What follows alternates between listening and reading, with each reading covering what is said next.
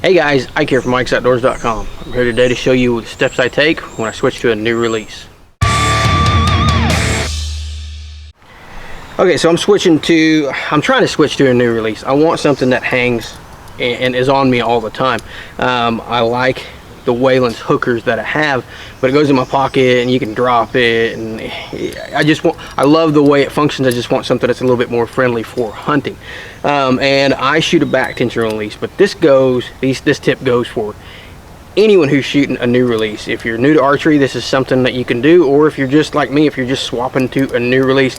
I'm switching to the exact same style. This is still a back tension, but I'm swapping over to something that feels completely different than my old one. So if you're swapping from even an index finger release to another index finger release, you can do this. Or if you're swapping over from, say, an index finger release to a thumb release, you can do this. The first thing is understanding how that thing works and setting it up properly according to that. The second thing is setting it up to be comfortable for you. That's a big thing. I have to set these things up, and first thing I do is I have to come out, pull my bow back and just let it down and adjust it, pull my bow back and let it down. First thing that I do is absolutely get this thing comfortable. Now that I've got this thing comfortable and I've shot with it a few times, what I'm going to do is I'm going to step right up here, and we're about 5 yards away from my target, and I'm actually going to just step up here, and I'm not going to blind bail because I don't think blind bail shooting is necessarily safe. I'm going to move this camera, but I don't think blind bail shooting is necessarily safe in this situation where I've got a target, a fairly small target. But what I do is I will actually go ahead and pull back, and I concentrate on the release.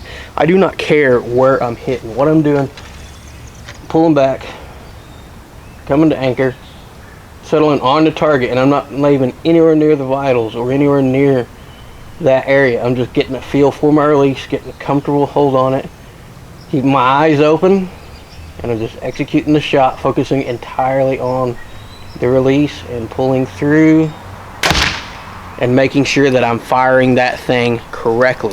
That's all I'm doing each time. I don't care where I hit, and I'm actually avoiding the vital area as far as my aim point to keep me from aiming. I want an area that's just void, an area that's just white, an area that's just brown.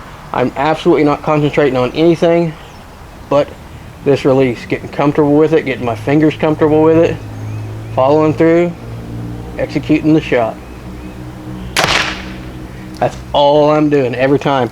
And I will do this probably 100 to 150 times, or until I feel like I'm 100% confident in my shot, and I'm building up muscle memory each time. And that way, when I move back to further distances, I can go ahead and execute the shot properly every time, and 100% completely the same. The focus isn't so I can do this on targets, it's so I can do it on a deer.